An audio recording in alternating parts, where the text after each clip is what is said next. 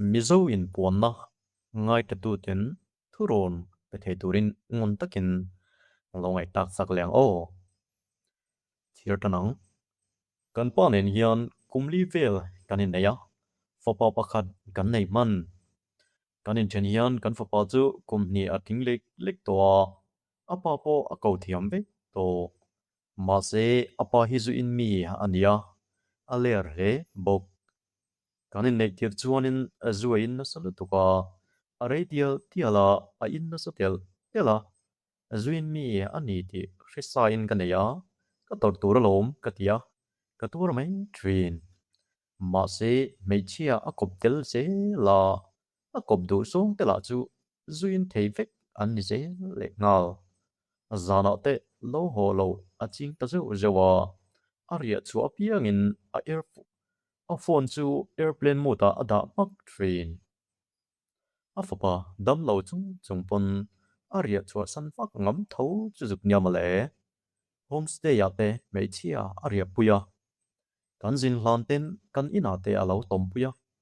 mei che pakhat chau nilavin a rang ranga koplo train han tlan lop lop chang te po ka nei thina ngai dam min dilin ka simang atia pa te pa nge chu gangai dama ka hole mai train ka ho tang chuanin reilo te chu aum thave dewa ma se angaya bo ka le thina ti chuan chu tianga ka pasal mei che dang la ka akho sapo mai chu ke puin ka then lo ani chuan ti in tran te kan la ve deuh thina ma se om zia anei ngai lo le ma i dom ve deuh tura ka in thuam lein min hau zok tai ezela aum dan asim du bok si lo he tiang reng reng chuan nat na thlo te min ka yang chu ba ka atlom thlak to em lutuk min kham hlul lo ni hi katia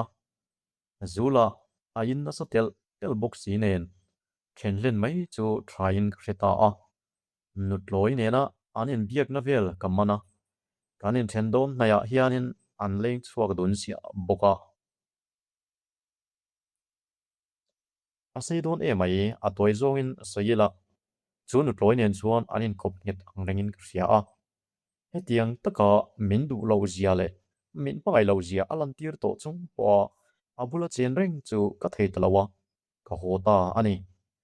bungrua te kan la a heta tak hian mi te min dem na hi fiat siom ka ti thina a tuar rei pe lo e mai ti zong ten min lo saya min sei chewak vaka ka to thin khop mai ka thoi pik lutuk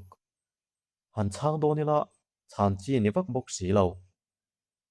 ka tor ang zong zong te ron traffic si lo wa ka chua san na lai te min sei che zui vak vak hi an tam khop mai hetiang tong to te chuanin min dem vak ka ring lawa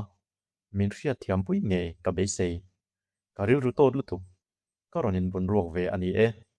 ka lo me